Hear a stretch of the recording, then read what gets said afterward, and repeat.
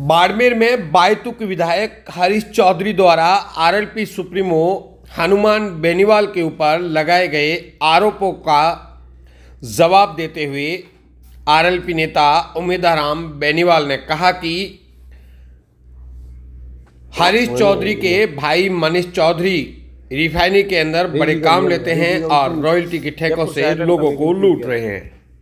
इसके साथ ही क्या क्या कहा उमेदाराम बेनीवाल ने, ऐसा आप कुछ खुद नहीं है। सुने। हनुमान जी अपने दम पे जो भी कर रहे हैं और जब भाई अपनी राजस्थान की जनता के लिए कर रहे हैं, जो जनता के हित में जो मुद्दे हैं उनको सरकार के सामने लाते हैं। जो सरकार के जनता के साथ में जिस तरीके से अन्याय होता है वो अन्याय उनसे सहन नहीं होता है।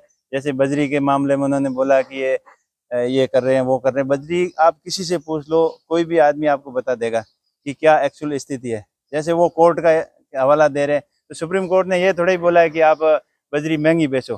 बजरी की रेटें तय करना ये तो सरकार का दायित्व होता है। अगर कोई महंगी बेच रहा है, सरकार की नहीं मान रहा है, तो 50-60 लाख की लीज खारिज कर दे, दूसरी लीज अलॉटमेंट, दूसरा ऑक्शन निकाल दे।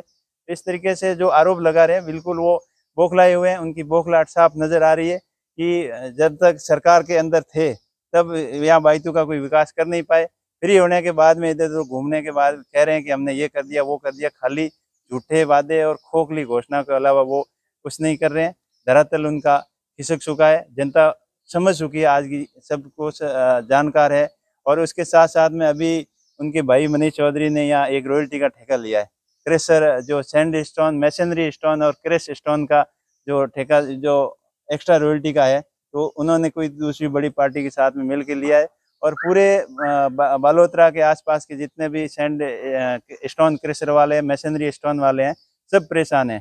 जो एक्स्ट्रा रॉयल्टी के नाम पर, ओवरलोड के नाम पर पहले 500 रुपये ठेकेदार लेता था, उसकी जगह ये 3000 से 4000 रुपये ले रहे हैं और अवैध रूप से वसूली कर रहे हैं। इनका तो ये कहना है कि मैं कभी रिफाइनरी गया नहीं, मैंने कोई काम लिया नहीं। ये खुद नहीं करे तो इनका भाई कर रहा है ना।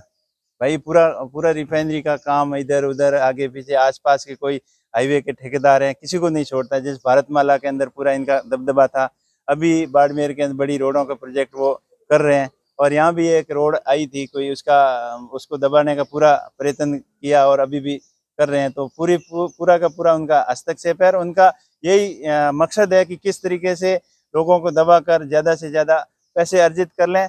और ये तो खुद कहते हैं कि हम तो माइक्रो मैनेजमेंट से चुनाव जीतते हैं और पैसे के दम पर जीतते हैं।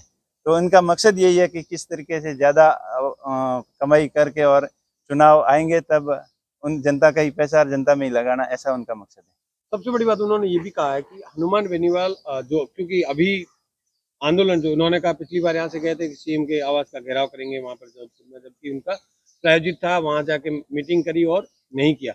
इस तरीके के आरोप है कि उनका जितने भी आंदोलन होते हैं वो प्रायोजित होते हैं और हनुमान बेनीवाल किसी के कहने से, किसी के नेता के इशारे से सारा कुछ करते हैं।